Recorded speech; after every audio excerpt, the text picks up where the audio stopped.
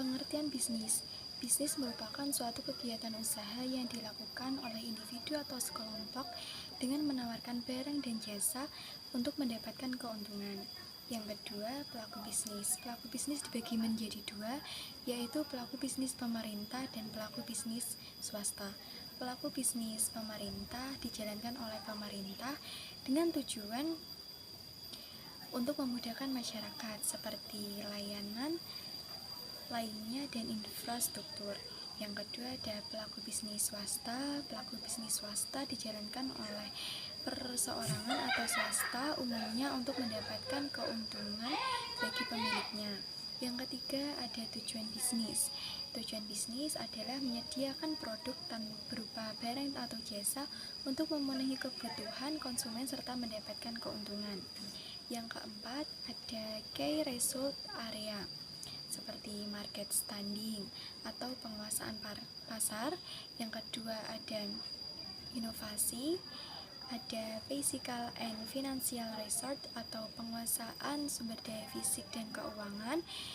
Terus ada performance and development atau pencapaian tujuan organisasi di bidang operasional.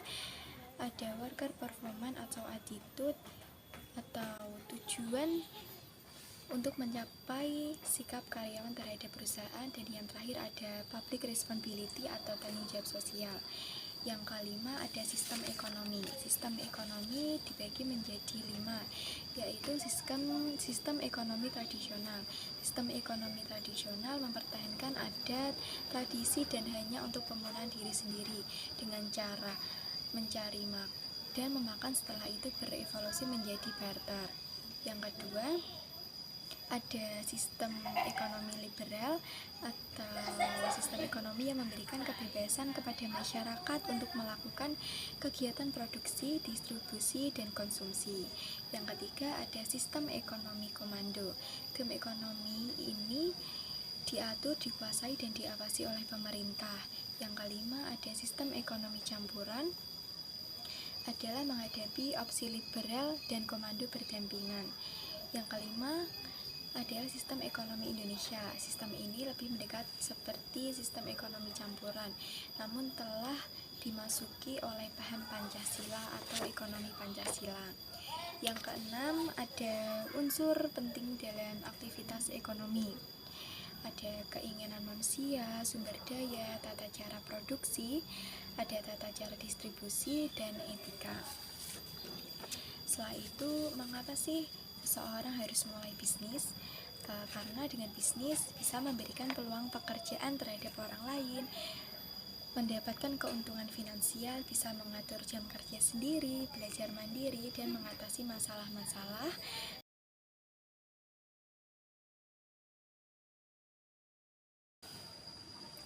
Dan yang kedua ada materi manajemen. Manajemen adalah suatu proses di mana seseorang dapat mengatur segala sesuatu yang dikerjakan oleh individu atau kelompok. Secara umum, manajemen adalah suatu proses merencanakan, mengelola, mengatur, serta mengendalikan berbagai sumber daya. Yang kedua ada unsur manajemen. Unsur manajemen ada manusia, uang, material, mesin, metode, dan pasar. Setiap unsur ini memiliki hubungan yang sangat saling berkaitan dan tidak dapat dipisahkan satu sama lain. Yang ketiga, mengapa manajemen dibutuhkan? Manajemen dibutuhkan untuk mencapai tujuan organisasi dan individu yang ada di dalam organisasi tersebut. Manajemen diperlukan dalam suatu organisasi atau perusahaan untuk memudahkan tercapainya tujuan, untuk mencapai keseimbangan antara tujuan, untuk memaksimalkan efektivitas dan efisiensi sumber daya, untuk motivasi pekerja, untuk mempertahankan kontribusi pada tingkat yang sesuai. Yang keempat ada prinsip dari manajemen. Prinsip manajemen adalah dasar dan nilai yang menjadi inti dari keberhasilan sebuah manajemen.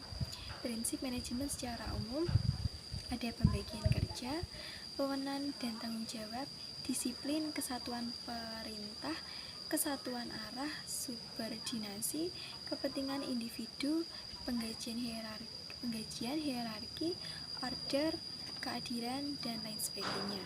Yang kelima ada fungsi manajemen. Fungsi manajemen sebagai perencanaan, pengorganisasian, pelaksanaan, dan pengendalian. Manajemen berfungsi untuk perencanaan. Dalam setiap suatu organisasi pasti akan ada perencanaan dalam suatu konsep manajemen tersebut. Yang keenam ada etika manajerial. Ada perilaku terhadap karyawan, apakah itu sudah baik atau belum. Dan yang kedua ada perilaku terhadap organisasi. Dan yang ketiga ada perilaku terhadap agen ekonomi lainnya seperti distribusi dan pemasok-pemasok lainnya.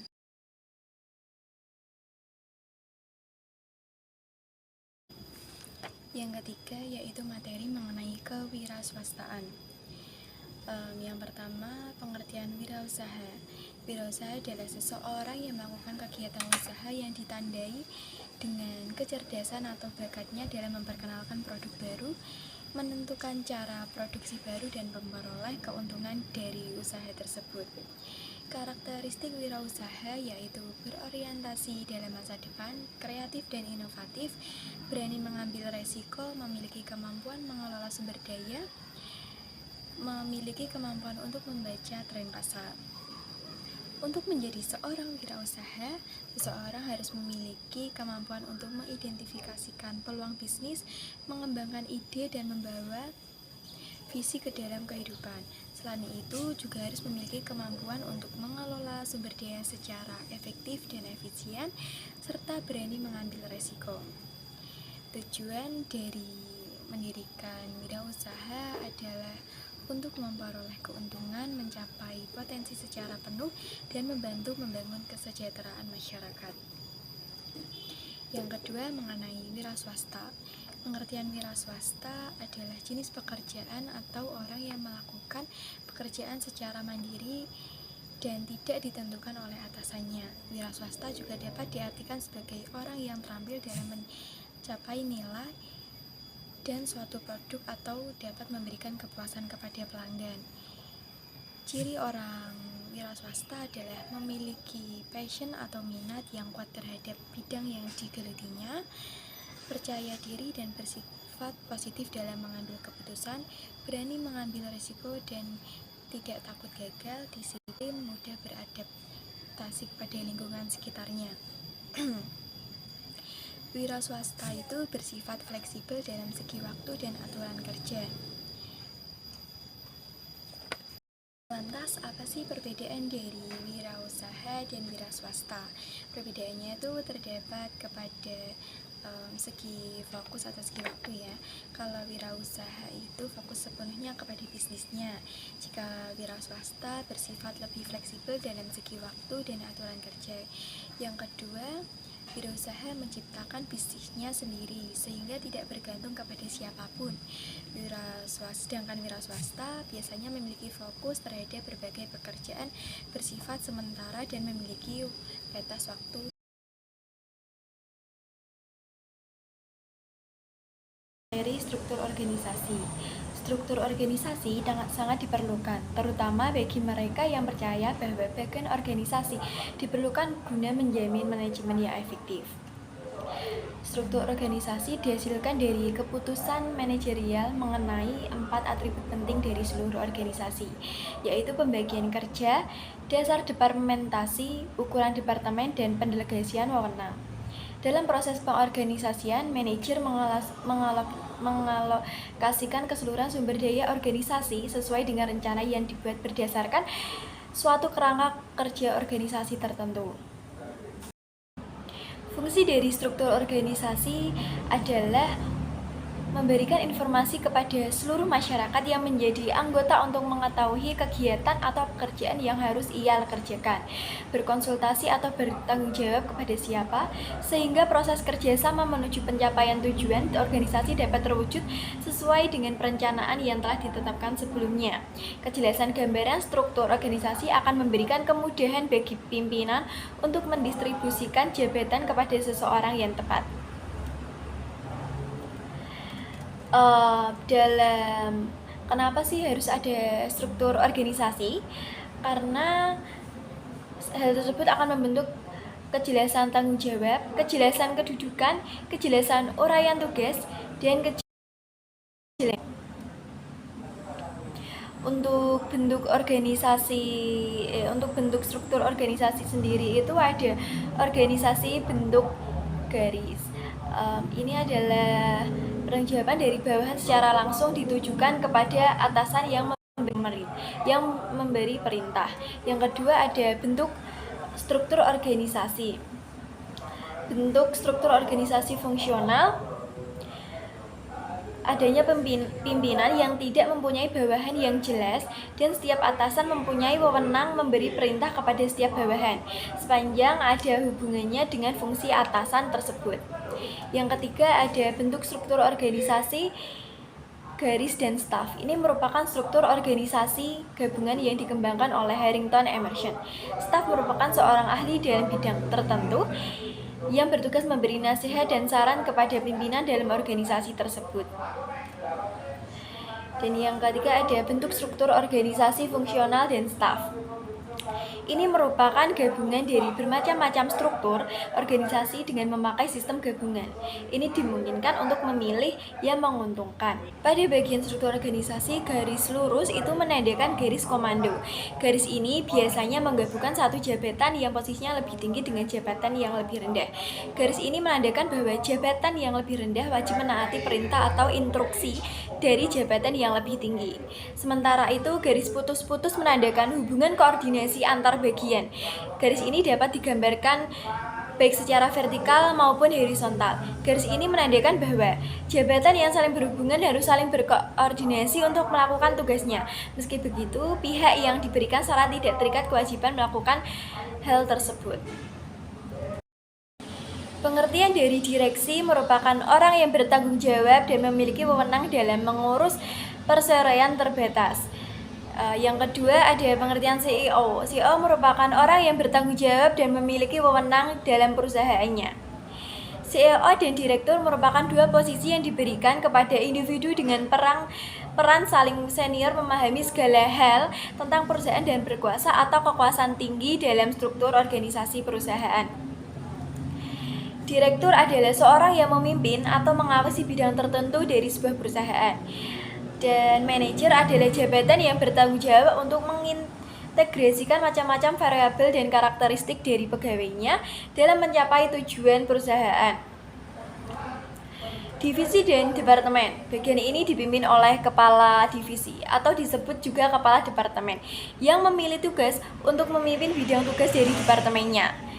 Untuk ADM dan gudang, jabatan ini terdiri dari accounting, CMT, dan kasir. Tugasnya adalah mengatur keuangan perusahaan dan mencatat setiap pengeluaran dan pemasukan, bahkan mengurus hal-hal yang berhubungan dengan outscoring.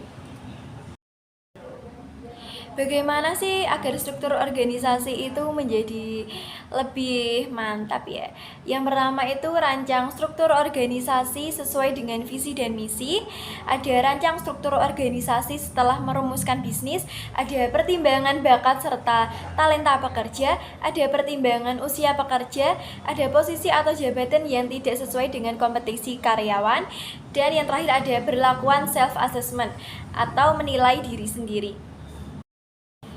Pilar-pilar dalam organisasi. Pilar pertama adalah pembagian kerja atau division of work. Dan yang kedua ada pilar kedua, pengelompokan pekerjaan atau departementalisasi. Pilar ketiga, menentukan relasi antar bagian dalam organisasi. Pilar keempat, penentuan mekanisme untuk mengintegrasikan aktivitas antar bagian dalam organisasi atau koordinasi, coordination. Pilar pertama itu pembagian kerja adalah upaya untuk menyederhanakan dari keseluruhan kegiatan dan pekerjaan. Contohnya, pembagian kerja misalnya pembagian kerja dalam bisnis, restoran. Ada yang bagian dapur, ada bagian kasir, ada bagian keuangan, dan lain sebagainya. Pilar kedua, pengelompokan pekerjaan atau departementalisasi. Setelah pekerjaan dispesifikan, maka kemudian pekerjaan tersebut dikelompokkan berdasarkan kriteria tertentu yang sejenis. Contohnya seperti bisnis restoran. Itu ada yang mencatat menu, ada pemberitahuan menu kepada bagian dapur, ada pengiriman terhadap konsumen, dan lain sebagainya. Juga ada pilar organisasi penentuan relasi antar bagian dalam organisasi atau hierarki. Hierarki adalah proses penentuan relasi antar bagian dalam organisasi, baik secara vertikal maupun secara horizontal. Terdapat dua konsep penting dalam hierarki, yaitu span of management control atau span of control, ada chain of command. Untuk pilar yang keempat adalah penentuan mekanisme untuk mengintegrasikan aktivitas antar bagian dalam organisasi atau koordinasi. Koordinasi adalah proses dalam mengintegrasikan seluruh aktivitas dari berbagai departemen dalam organisasi agar tujuan organisasi dapat tercapai. Departementalisasi adalah struktur organisasi yang memisahkan orang ke dalam kelompok atau departemen berdasarkan serangkaian kriteria tertentu. Departemen ini memiliki kepemimpinannya sendiri dan bekerja sama untuk menyelesaikan tugas. Pendekatan departementalisasi berdasarkan fungsional, berdasarkan produk, berdasarkan pelanggan, berdasarkan geografis, dan berdasarkan matriks.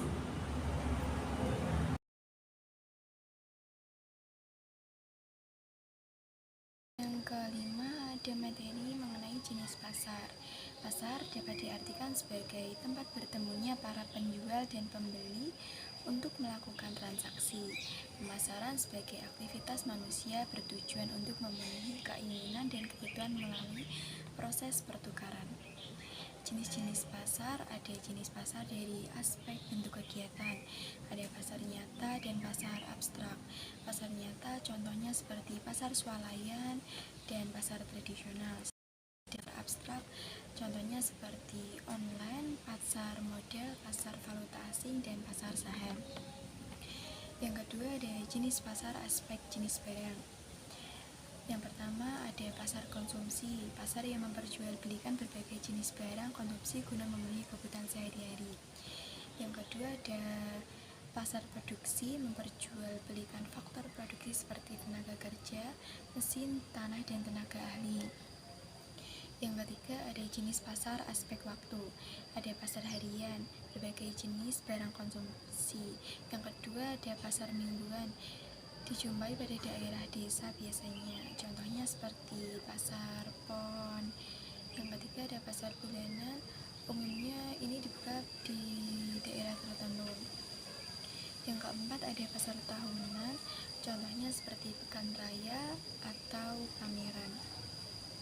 Yang kelima ada pasar temporer, ini diadakan pada waktu tertentu dan sifatnya tidak rutin seperti pasar komik, pasar K-pop, dan lain sebagainya. Dan ada jenis pasar dari aspek jumlah barang. Ada pasar eceran, menjual belikan dalam partai kecil seperti contohnya itu pedagang asongan, pedagang kaki lima. Yang kedua ada pasar grosir, menjual barang dalam bentuk besar. Yang terakhir ada jenis pasar dalam aspek cakupan seperti pasar lokal, pasar internasional, dan pasar nasional. Dan ada mengenai market struktur. Yang pertama ada pasar persaingan sempurna atau pasar yang mempunyai banyak penjual dan pembeli namun tidak satupun yang dapat mempengaruhi harga. Yang kedua ada pasar oligopoli atau menguasai sebagian pasar dan mempengaruhi harga tersebut. Ada pasar monopoli atau mempunyai kekuasaan dan penguasaan pasar untuk menentukan harga. Ada pasar monopolistik, yaitu memiliki banyak produsen yang dihasilkan dan pasti memiliki karakter sendiri untuk dapat membedakan dengan produk lainnya. Pemasaran adalah salah satu kegiatan utama yang harus dilakukan oleh setiap perusahaan, baik itu perusahaan barang maupun jasa, agar usahanya tetap menguntungkan. Pemasaran merupakan faktor yang penting untuk mencapai kesuksesan bagi perusahaan agar mengetahui adanya cara dan falsafah yang terlibat di dalamnya. Metode dan filosofi baru ini disebut konsep pemasaran. Konsep pemasaran tersebut dibuat dengan menggunakan 3 faktor dasar. Yang pertama, yaitu saluran perencanaan dan kegiatan perusahaan harus berorientasi pada konsumen atau pasar. Yang kedua, ada penjualan yang menguntungkan harus menjadi tujuan perusahaan, bukan penjualan demi penjualan. Yang ketiga, semua kegiatan pemasaran dalam perusahaan harus terkoordinasi dan terintegrasi dalam organisasi. Konsep pemasaran itu ada yang pertama dari keinginan, terus akan terjadi timbul permintaan, timbul produk, nilai dan kepuasan, pertukaran, transaksi, hubungan, pasar, kebutuhan, dan keinginan. Manajemen pasar sendiri merupakan salah satu kegiatan utama perusahaan untuk menjaga kelangsungan perusahaan. Kegiatan pemasaran suatu perusahaan yang juga harus dapat memuaskan konsumen jika ingin usahanya tetap berjalan atau agar konsumen dapat melihat perusahaan dengan lebih baik. Strategi pemasaran, yaitu ada strategi pemasaran. Strategi pemasaran adalah pengambilan keputusan tentang biaya pemasaran, bauran pemasaran, hubungan dengan keadaan lingkungan yang diharapkan, dan kondisi persaingan. Untuk manajemen pemasaran sendiri ada segmentasi pasar. Segmentasi pasar mencakup analisis situasi, posisi persaingan, ukuran segmen, dan pertumbuhan segmen. Dan cara yang kedua yaitu dengan market positioning atau pola pasar perusahaan tertentu yang memberikan peluang terbesar bagi perusahaan untuk memperoleh posisi yang kuat, karena perusahaan mungkin tidak dapat menguasai seluruh pasar. Setelahnya ada market entry strategi, atau dengan cara memasuki segmen pasar atau baru yang dijadikan pasar sasaran penjualan. Dengan begitu akan mendapatkan pasar atau perluasan pasar sehingga mendapatkan pelangganan atau baru. Kedua, ada manajemen pemasaran marketing mix strategi, atau perangkat variabel yang dapat digunakan perusahaan untuk mempengaruhi reaksi konsumen. Variabel-variabel yang dapat mempengaruhi pembeli adalah disebut dengan 7P, yaitu proses, people, physical aspects, promotion, price, place, dan produk. Manajemen pemasaran pada timing strategi, atau dapat memasukkan barang merupakan hal yang perlu diperhatikan meskipun perusahaan melihat peluang yang baik untuk menetapkan tujuan dan membangun strategi pemasaran. Bukan berarti perusahaan dapat secara memulai kegiatan perusahaan.